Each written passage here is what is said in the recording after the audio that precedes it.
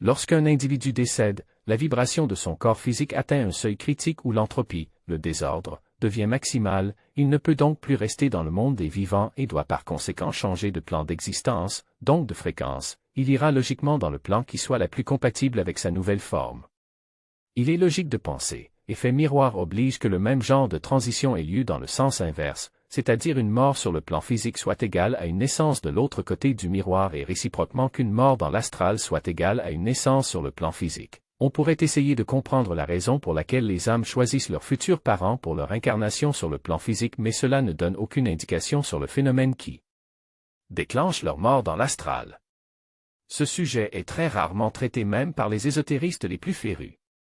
Quelle peut être la nature et la cause de la vibration critique qui font que les morts soient en passe de revenir chez les vivants avec un nouveau corps pour une nouvelle expérience et sous la forme d'un nouveau-né? Je n'ai pas vraiment d'idée, mais j'ai néanmoins deux pistes intéressantes à explorer. La première est que la mort dans l'astral doit être forcément liée à l'énergie puissante des relations sexuelles des vivants, mais surtout à la façon dont elles sont réalisées. Faire l'amour, cela n'a strictement rien d'anodin, surtout quand c'est fait dans un but de procréation. Mon hypothèse est que la vibration de l'amour qui est aussi une fréquence entre en jeu afin de rentrer en résonance vibratoire avec l'âme la plus compatible du monde astral. C'est exactement pareil pour les autres fréquences telles que la peur et la violence. Ainsi les enfants qui sont nés d'un viol, donc nés sans amour, ne dérogent pas à ce principe de résonance. Je me souviens très bien en 1994 de ces massacres perpétrés au Rwanda sous l'œil d'ailleurs bienveillant des forces protecteurs de l'ONU qui regardaient sans réagir. Plusieurs centaines de femmes de la communauté Tutsi sont tombées enceintes suite au viol des Hutus. Ce qu'il faut comprendre ici est que l'univers étant mental, il ne fonctionne pas avec des sentiments humains, donc le même principe de résonance s'applique ici immanquablement.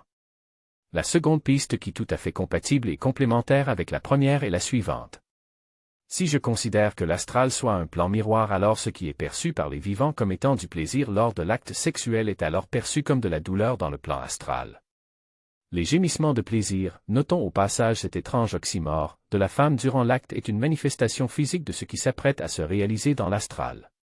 Pourquoi essentiellement la femme et non pas l'homme? Tout simplement parce que c'est son ventre pendant l'acte qui se prépare à accueillir la descente de la nouvelle âme. On peut en toute logique supposer que la mort dans l'astral soit précédée de cette douleur et que cette dernière soit à l'origine du premier cri du nouveau-né tout fraîchement débarqué sur Terre.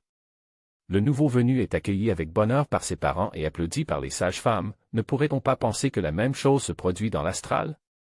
D'autre part, le cri du nouveau-né est très important, pas seulement pour des raisons sanitaires, il est d'ailleurs soigneusement noté et inscrit sur votre carnet de santé.